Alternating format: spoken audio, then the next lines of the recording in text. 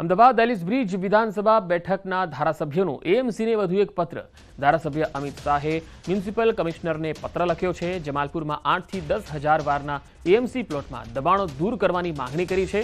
જમાલપુર દરવાજાથી આસ્ટોડિયા દરવાજાના પ્લોટમાં ગેરકાયદેસર દબાણનો ઉલ્લેખ કર્યો છે। ગેરકાયદેસર રીતે ઊભા કરાયેલા કબાડી માર્કેટને દૂર કરવા ધારાસભ્યએ રજૂઆત કરી છે। 10,000 વારનો પ્લોટ કરોડો રૂપિયાનો છે અને તેમાં બકરા મંડી પણ થાય છે અને કબાડી ખાનું પણ બનાવી દેવામાં આવ્યું છે। સ્થાનિક કોંગ્રેસના આગેવાનો દ્વારા આ બનાવવામાં આવ્યું છે। મારી લાગણી માગણી છે કોર્પોરેશન આ બધા જ દબાણો હટાવીને ક્લિયર કરીને પોઝિશન લઈ લે। કેન્દ્ર સરકારે નવી શિક્ષણ નીતિને લઈને મોટો નિર્ણય કર્યો છે। કેન્દ્ર સરકારનો નો ડિટેન્શન પોલિસીના અમલીકરણના આદેશ છે। આ મામલે રાજ્ય શિક્ષણ મંત્રી પ્રફુલ્લ પાનસેરિયાએ નિવેદન આપ્યું। જે વિદ્યાર્થી નાપાસ થશે તેને ટ્યુશન આપી ફરી પરીક્ષા માટે બેસાડવામાં આવશે। જો તેમાં પણ નાપાસ થશે તો વિદ્યાર્થી એ જ શાળામાં એ જ ધોરણમાં ભણી શકશે।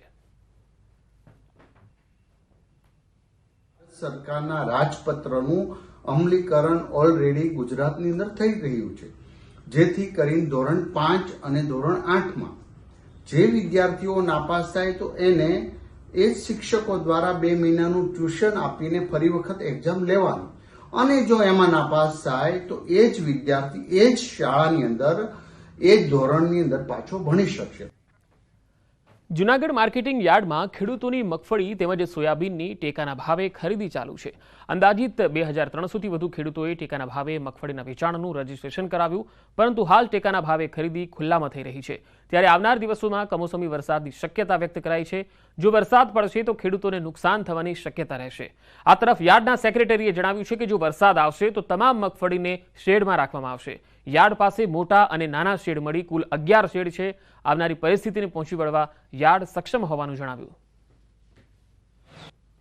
હાલમાં જોઈએ તો માર્કેટિંગ યાર્ડ જૂનાગઢમાં સોયાબીનની ખરીદી સોયાબીનમાં જ ચાલી રહી છે, શેડ નંબર 10માં ચાલી રહી છે।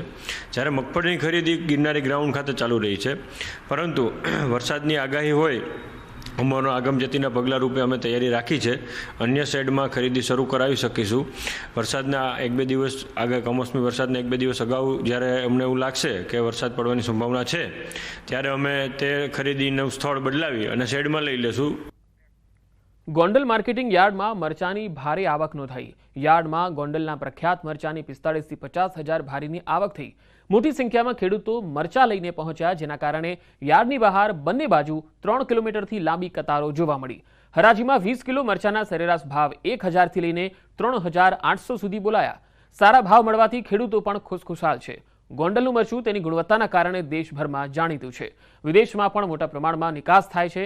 અન્ય રાજ્યમાંથી વેપારીઓ મરચું ખરીદવા ગોંડલ યાર્ડમાં આવે છે। ગોંડલ માર્કેટિંગ યાર્ડમાં સૌરાષ્ટ્રભરમાંથી ખેડૂતો અલગ અલગ જણસીઓ લઈને આવે છે।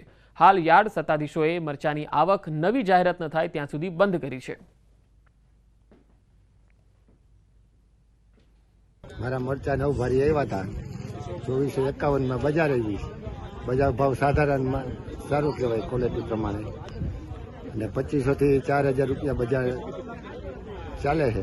ગોંડલની અંદર રાજસ્થાનના, મહારાષ્ટ્રના, એમપીના, કર્ણાટકના બધા વેપારી આવે છે। ગોંડલની મરચાની ક્વોલિટી સારી આવે છે અને ભાવ પણ સારો છે।